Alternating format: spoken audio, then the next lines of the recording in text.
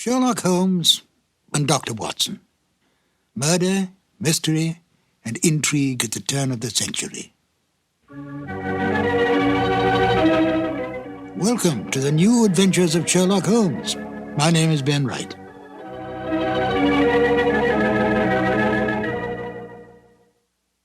Sherlock Holmes, the most brilliant mind in crime detection, is without peer. He has more than stood the test of time.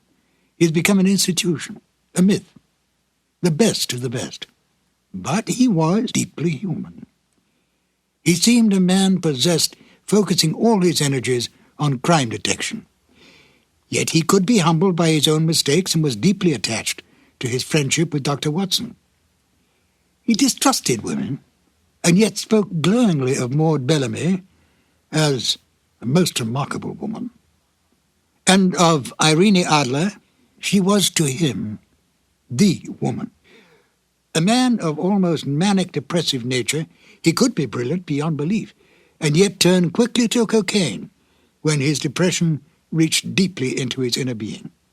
With an almost photographic memory, he could recall some small detail in a long-forgotten unsolved case, and then use it to solve one on which he was presently working. Although he lived and worked in the bustling city of London, Holmes loved nature. Witness a remark he made in the story The Naval Treaty. Our highest assurance of the goodness of Providence seems to me to rest in the flowers. Could this be the foreshadowing upon retiring of his desire to become a beekeeper on a small farm in the Sussex Downs? Although Holmes did not cultivate friendships, with the major exception of Watson, he did have some friends. At least Dennis Green and Anthony Boucher, the writers of The Out-of-Date Murder, would like us to think so. They enjoyed embellishing the original Holmes stories and adding information to the canon that Sir Arthur Conan Doyle never touched upon. Listen carefully to the end of this exciting adventure, where the story reveals the exact kind of payment Holmes accepts for solving this case. It's a delightful addition to the canon, totally imagined by Dennis Green and Anthony Boucher. And here they are now, Basil Rathbone as Sherlock Holmes and Nigel Bruce as Dr. Watson in The Out-of-Date Murder. This episode from the life of Sherlock Holmes will be transmitted to our men and women overseas by shortwave and through the worldwide facilities of the Armed Forces Radio Service. Petri Wine brings you Basil Rathbone and Nigel Bruce in the new adventures of Sherlock Holmes.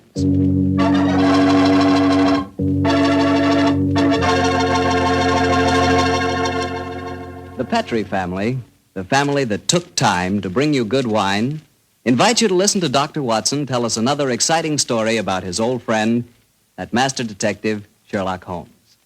And we'd also like to tell you something you really ought to know. The fact that the one sure way to make good food taste better is to try that good food together with a glass of good Petri wine. Did you ever try Petri wine with dinner? No kidding, that's one bandwagon you sure want to hop on. Take, for instance, a deep red, hearty Petri California Burgundy. Wait till you taste that Petri Burgundy with, let's say, a delicious old-fashioned beef stew. Or maybe try a glass with spaghetti. I'm telling you, when you add the luscious flavor of that Petri Burgundy to the flavor of your favorite foods, you're really living. You're finding out for the first time what good eating really means, on the level. So better keep a bottle of that Petri Burgundy right on the dining room table. And never forget, the best friend a good meal ever had is a glass of Petri wine.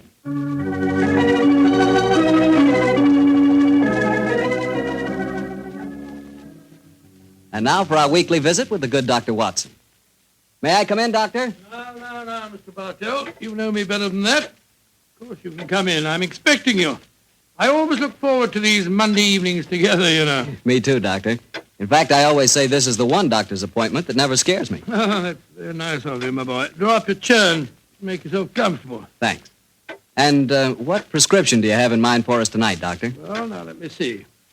Take one measure of subterranean peril, one of aristocratic lady in distress, a sprinkling of assorted villains, a corpse or two, and a little more than a dash of Sherlock Holmes and Dr. Watson. Shake the mixture well, and you have the case of the out-of-date murder. Well, how did the adventure begin, Doctor? Exactly enough. It was in September of 1900. I remember that Holmes and I went to Eastbourne for a much-needed rest. First couple of days we spent in soothing idleness. On the morning of the third day, Holmes, a dash of colour back in his cheek and a hint of the old sparkle in his eye, suggested that we should go and call on his good friend Evan Whitnell, curator of a nearby museum. And so, just after lunch on that September day, found the two of us talking to Professor Evan Whitnell in his private office at the museum. It only seems yesterday that Holmes was saying... Professor Whitnell, your recent discoveries in this part of England have made you world famous instead of just nationally famous. My congratulations. Professor, I do wish you'd tell me about your discoveries. Well, with pleasure, Dr. Watson. Less than 2 months ago, I was excavating on the downlands in this neighborhood when I was fortunate enough to discover a number of underground caves, caves saturated with a heavy deposit of lime that gave clear evidence of having the property of rapidly mummifying any flesh, human or animal, deposited in them. Good gracious me, it's interesting. And what treasures have you unearthed, Professor? Well, a number of mummified specimens of animals clearly belonging to bygone eras. My prize specimen is the body of a large wolfhound. The inscription on its collar identified the animal as having belonged to some local squire in the year 1748. Amazing. I didn't know that limestone had such qualities of preservation. Come in. Yes, Alan? What is it? It's Lady Clavering, Professor. She asked me to tell you that she was in the museum. Oh, yes. Show her up here, will you, Alan? Very good, sir. Yes, I'm most anxious for you both to meet her, and she, in turn, is even more anxious to meet you. Now, I dined with her last night, and when I told her that you were coming here today, she insisted on meeting you. Whitnell, you scoundrel, there's a twinkle in your eye. I suspect that Lady Clavering is here to consult me in my professional capacity, and that you engineered the meeting. Well, perhaps I might have dropped a hint. No, I warn you, Professor, Holmes can't become involved with another case. He's completely run down. Well, don't worry, Doctor. All that Lady Clavering requires is a little advice. Advice? Oh, that's a different matter altogether. Yes, sir. I knew you wouldn't mind, Holmes. Helena, my dear, there you are. Come along in. Thank you, Alan. Allow me to introduce Lady Clavering, Mr. Sherlock Holmes and Dr. Watson. How do you do, How are Clavering? you, gentlemen? Now, here you are, my dear. Sit down here. And I may as well tell you, Helena, that our little plot has already been discovered. Oh, dear. And I was just getting ready to exert all my feminine wiles in an attempt to persuade you to help me, Mr. Holmes. Oh, I'm certain that he found you utterly irresistible, my dear Lady Clavering. You flatter me, Doctor. No, I mean it. The professor tells me that you're in need of a little advice, Lady Clavering. Yes, Mr. Holmes. I'll put my question simply. 5 years ago, my husband, Sir George Clavering, left me. Left you? Gracious me, how stupid of him. I haven't seen or heard tell of him since. I now wish to remarry. But of course I couldn't do that without having my husband declared legally dead. My dear Lady Clavering, I can't help feeling that a lawyer is the proper man to consult, not a detective. Perhaps you're suggesting that there was foul play in connection with your husband's disappearance. Oh, no, Dr. Watson. The Claverings are a strange family, self-willed and headstrong. George and I were not happy together. I think he disappeared deliberately. You reported his disappearance to the police, of course. Oh, yes, Mr. Holmes. But they've never been able to trace him. This kind of thing has happened in the family before, Holmes. Tell them about Sir Nigel, Helena. Well, he was one of my husband's ancestors. He walked out one day in 1777 and was never seen again. Extraordinary family, always disappearing. George knew of the legend, and he often threatened to do the same thing himself. But your problem, Lady Clavering, is not that of your husband's fate, but rather of your own freedom. Yes, Mr. Holmes. Well, I'm afraid my advice can be of little consolation to you. The law has specified a number of years that must elapse before anyone disappearing can be declared legally dead. I would suggest that you possess your soul in patience until that period has elapsed. Oh, dear. And I was hoping you'd be able to think of some terribly clever way of getting round the law, Mr. Holmes. Lady Clavering, sometimes perhaps my methods may be unorthodox, but I assure you that getting around the law, as you put it, is a procedure I do not indulge in. Oh, dear me, now I've offended you, Mr. Holmes. And it's the last thing on earth I meant to do, I assure you. My friend's a little touchy about matters concerning his professional honor, you know, Lady Clavering. Oh, nonsense, my dear Watson. I'm not touchy and I'm not offended. And now, may I suggest we all examine the professor's latest treasures, and after that, perhaps he'll take us for a stroll on the downs. I'm most anxious to examine those lime pits of his.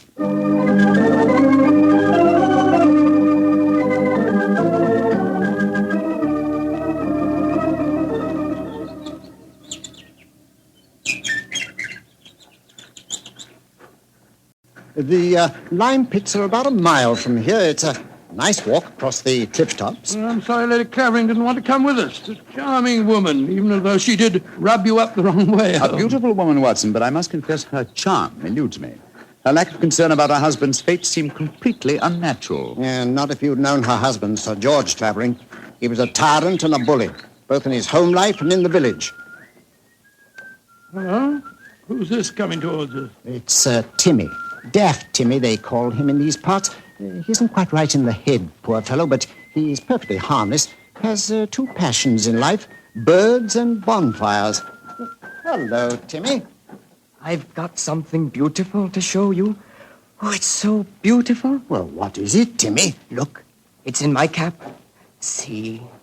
Oh, isn't it lovely? It's a robin's egg. I found it when I was bird nesting. Did you ever see such a blue egg? It's a beauty, Timmy. Where did you find it, my boy? Down by the lime pits. Oh, I'm going to build a lovely fire on the downs tonight. I'll let you come and watch it if you give me a shilling. Now, you be careful, Timmy, or you'll be in trouble again. Timmy doesn't get in trouble anymore now.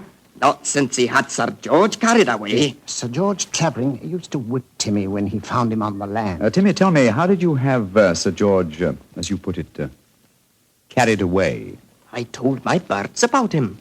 I told them how he used to beat poor Timmy, and they said they'd carry him off and drop him over the cliffs. and that's what they did, because he never came back again. Oh, Lord, here comes Harry, Sir George's brother. Now there'll be trouble. Timmy, you'd better run. Oh, no, Timmy can't run. He'll break his pretty blue egg.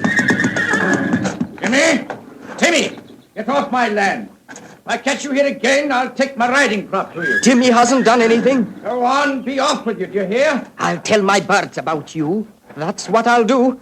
Oh, don't forget my bonfire. Infernal scoundrel. Hello, Whitnell. Hello, Harry. Have you met Sherlock Holmes and Dr. Watson? Oh, Sherlock Holmes, the professional nosy Parker, eh? Yes, Helena was just telling me about you. I'm very angry with her for talking to you about my brother. It's a private affair, and I intend it should remain one. You understand, Holmes? Well, upon my soul. The devil with your brother, sir, and with you. I'd advise you to remember that you're not addressing a half-witted villager who can't defend himself. If you know what's good for you, you'll do what I say. Here, Chris. Impertinent brute. He spoke to you as if you were a stable boy, Holmes. Oh, really? He was quite refreshing.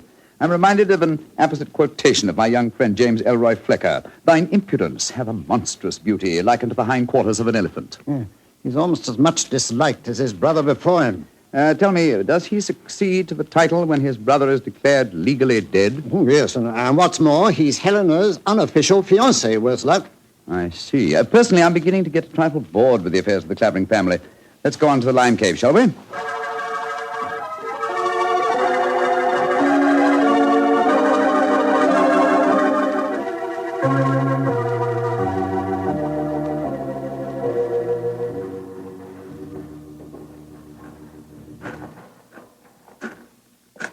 These caves are amazing. We must be 50 feet below the level of the ground, aren't we, Whitnell? Well, more than that, I should say. Rock formation is most unusual, a series of caves connected by a veritable honeycomb of tunneling. Yes. I think I'll light the lantern now. It's getting darker in here, and I haven't explored this particular cave before. Yes, I've had a wall cave in on me a couple of times, so you'd better watch where you're walking. There. Now we can see better. Let's go deeper, shall we? But do watch your step.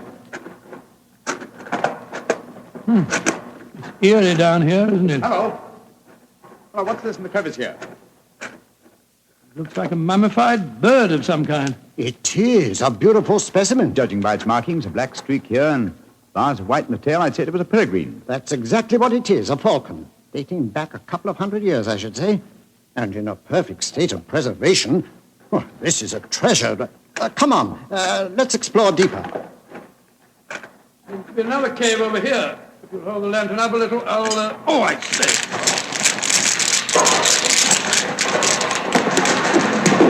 Good Lord, the whole wall's collapsed. Watson, you're not hurt, are you? No, Holmes, I'm all right. Why, you've unearthed another cave, Dr. Watson. Let's go in. I think we can just manage to crawl through. Great Scott, I don't believe my eyes. Magnificent. Whitnell, this is a treasure indeed. A perfectly preserved body dressed in 18th century costume, powdered wig and all. Yes, and there's no mistaking who it is. Look at that typical beak profile. It's a Clavering, and it isn't hard to identify which one. By George, you mean the one that Lady Helena told us about this afternoon? Exactly. Without doubt, this is the body of Sir Nigel Clavering, who disappeared in 1777. Let's search his pockets. We might find some identification. Well, here's a snuff box of the period, and some coins. Yes, the inscription of George III is still visible on them. Hello, here's his diary. This is unbelievable. What are you up to, Holmes? We're examining the body, Watson. This man was murdered. Murdered? With this wound just above the heart. Obviously inflicted with a sharp instrument, probably a dagger. This is interesting. An entirely new experience for me. The opportunity of solving an unsuspected murder committed well over 100 years ago. Glance through that diary, Watson, will you, old chap? Let's see if the poor devil suspected his fate. Well, hard to read. All the S's look like F's. Peculiarity of the 18th century writing. They are saying, I suppose that means saying, they are saying in the coffee houses that my brother Harry hath been coveting my wife. But this is amazing, Holmes. See how history repeats itself.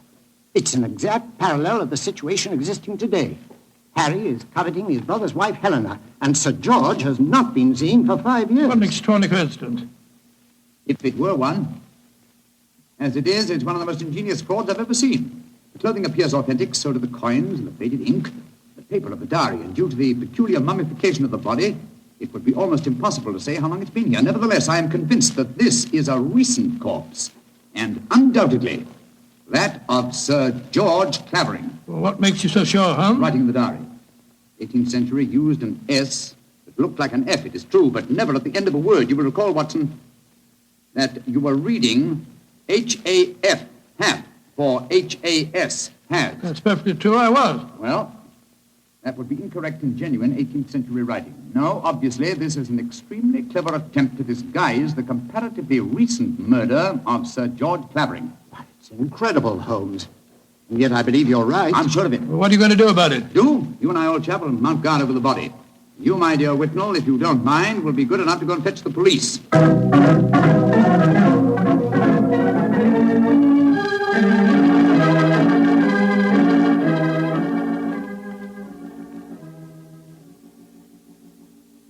Holmes, Yes, old chap? what do you suppose is keeping the police? Whitnell must have gone over an hour, and the lantern with him. Here we are, crouching in the dark in a smelly cave, 50 feet under the cliffs, with a mummified corpse. Very true, Watson, but I don't. Uh-huh. Here comes the lantern. It must be Whitnell and the police. Whitnell!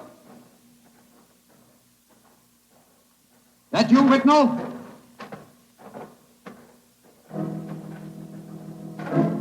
That lantern's blinding me. Is that you, Whitnell? Answer, can't you? Look out, Watson!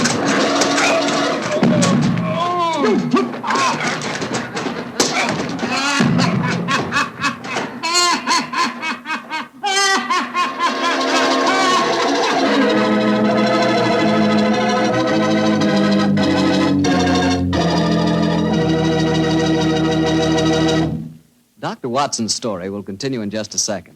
And I'm going to take that second to ask you what you think of when I say good food. When you say good food to me, I can see myself really going down on a piece of fried chicken, but really fried, you know, crisp and sort of a light brown. And when I see that chicken, I sure want to see some Petri California Sauterne. Because, believe me, Petri Sauterne is a white wine that's the wine for chicken. That Petri Sauterne has a delicate kind of flavor. Delicate like its pale gold color. But what a flavor, and what a wine. If you want a swell white wine, you certainly want Petri Sauterne. Try it and see.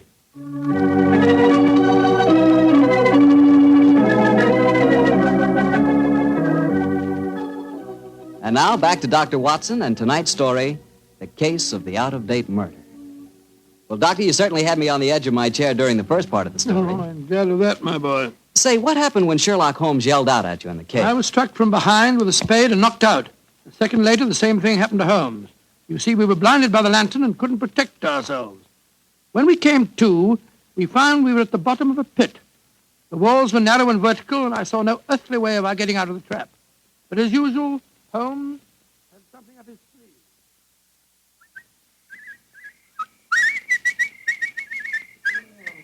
Oh, my head's throbbing. Never mind that for the moment, old chap. Get the coat off in your shirt. Oh, Come on, off with it, old boy. Come on, off with it. I've already removed mine and tied them together. Oh, what for? Oh, dear me, that blow on your head must have been unusually severe. I'm trying to make a kind of rope, Watson, a rope to get us out of here. Oh, what's the good of a rope unless there's someone on the ledge above us to haul us out? Perhaps you're thinking of performing the Indian rope trick. My dear Watson, this is no time for your rather heavy-handed humor. Why do you keep whistling like that? You've been doing it for the past 20 minutes. I'm whistling for help. Well, why not shout? Whistle carries further. Oh, dear. Who's going to hear that? That, Timmy, I hope. Remember, he was having a bonfire on the cliff tops tonight. My whistle is that of a nightingale, a song unheard in Sussex at this time of the year. If he does answer it, I'm sure it'll bring him down here. Oh, dear. Well, I hope you're right. Seems to me that Whitnell and the police will never find us here. We shall mummify, just as the filthy murderer intended us to. Courage, Watson, I'm sure... It's worked! It's Timmy! Cutting a burning log. We're down here, Timmy! Nightingale, pretty birdie, what are you doing down there? Timmy! I've tied these clothes together to make a rope. I'm going to throw them up. You ready? Catch. Hey. Good. He's caught it. Now, Timmy, lower it to us. Oh, I shouldn't do this. They'll whip me. No. Nobody will whip you, Timmy. And we both want to give you a shilling to come up and see your bonfire. Oh, that's different. 2 shiny shillings. I'll lower the rope. Here it comes. That's it. All right, now then. You first. All right, Timmy, pull away. Here we go.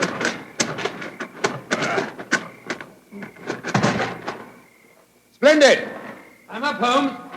Now lower it for you. All right. I've got it. Look out now. Here I come.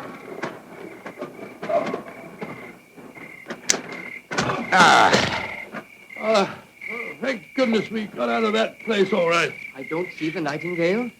Oh, you must have him inside your coat. Well, never mind. We'll all go up to my bonfire and get warm. It's such a pretty bonfire.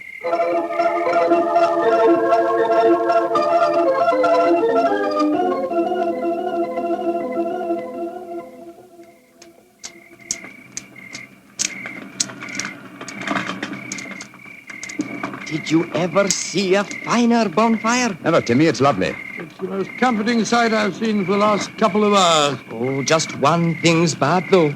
Somebody tried to burn a book in my lovely fire. It must have been when I was off getting more wood. I found it when I came back, and I pulled it out of the fire and stamped on it. See, here it is. Let's have a look. Hello, it's the diary that we found on the body in the lime pits. Precisely, Watson. Now I begin to see daylight. People shouldn't burn books. Books are nice. Books are like birds and bonfires. Oh, they're nice to be near. Oh, your nightingale must be cold. I'll get some more twigs to burn. Well, now that fellow's gone away for a moment, I can see why we were attacked tonight. The murderer knew that we were going to the caves. He was afraid that his devilish plot wouldn't stand up under your scrutiny. So he watched us. When we discovered the body and sent Whitnell off for the police, he knew that he'd got to get rid of us. And who do you think that somebody is, old fellow? Well, that's easy. There's only one person strong enough to have knocked us both out and shifted our bodies. The dead Sir George's brother, Harry Clavering. I think not, old fellow. Didn't you observe as we entered the caves that pickaxes and wheelbarrows were much in evidence? Yes, that's right. They were, of course. Strength was not required under the circumstances. We were extremely vulnerable in the darkness. Any man with a modicum of cunning could have disposed of us, or any woman, for that matter. Good Lord, you're not suggesting that... Watson! Oh, Whitnell! Why, thank heaven you're safe. I've had the police with me for the last hour, but we couldn't find you. You went where I left you. True. Whitnell, I want you and the police to take me to Lady Clavering's house at once. After that, I wish to lodge information and make a charge of assault and possibly a charge of murder.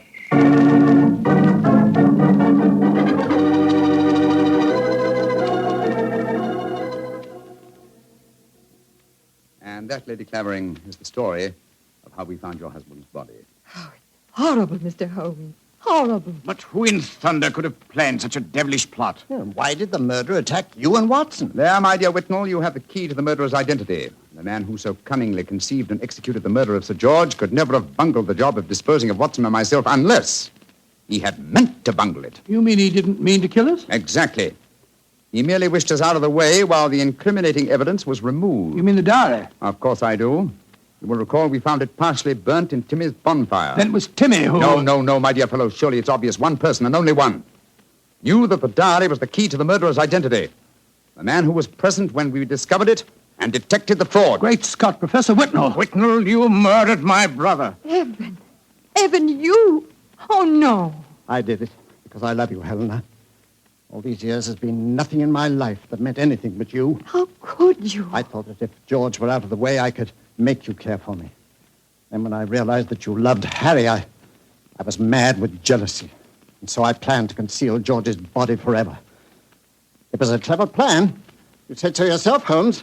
If it hadn't been for you, it would have worked. Yes, it was diabolically clever, Whitnell, but I'm afraid that no amount of cleverness now can prevent you from paying for your crime. Sir George, I suggest that you instruct the police to come in. Our work is done.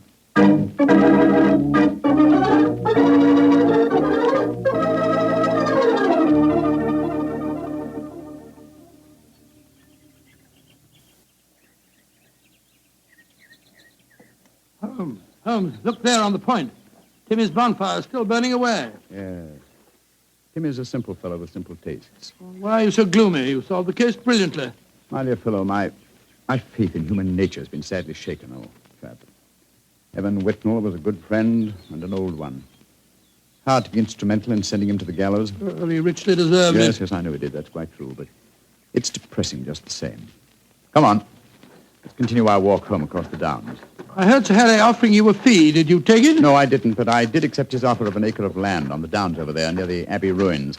You can see them silhouetted against the sky. An acre of land? What on earth would you do with that? Well, when I retire, and I shall retire soon, I've often thought of bee farming. This would be a heavenly spot for such a venture. Well, I can't imagine you as a beekeeper. Oh, why not? After a life spent unraveling the tangled affairs of human beings, it would be soothing in the twilight of one's days to study the exact and predictable behavior of bees.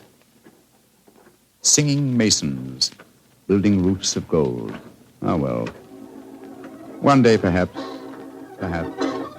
One day.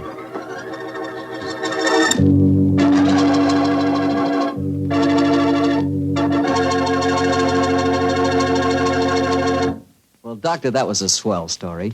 You know, I'm sure glad we get together like this once a week. Oh, thank you very much. Next week, why not come over a little earlier for dinner? Oh, no, I wouldn't think of having you go through all that trouble. Oh, well, of course, if you feel that way. Well, say, aren't you going to coax me? Well, to tell you the truth, I knew I wouldn't have to coax you.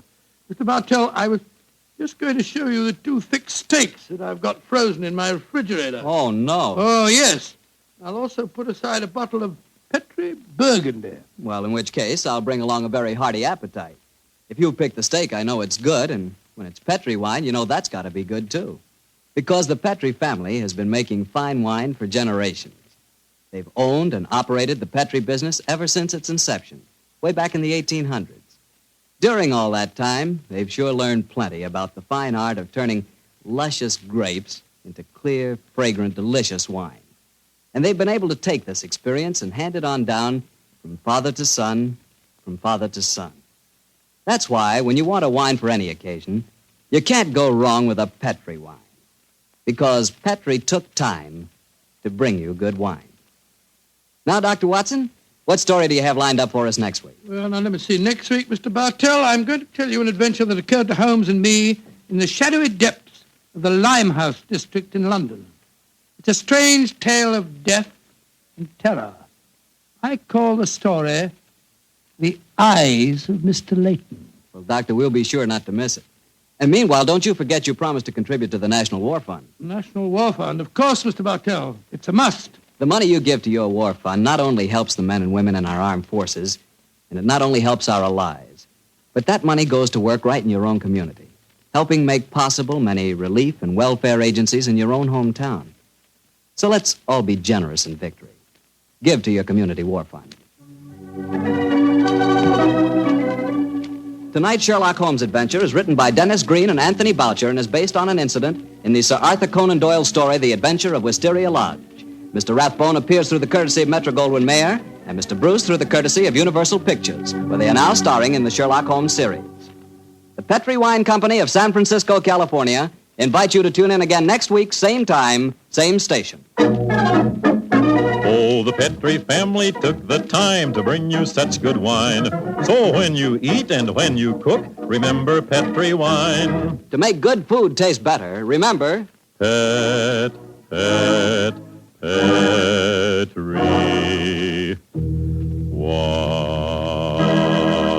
This is Harry Bartell saying goodnight for the Petri family. Sherlock Holmes comes to you from our Hollywood studios. This is the Mutual Broadcasting System.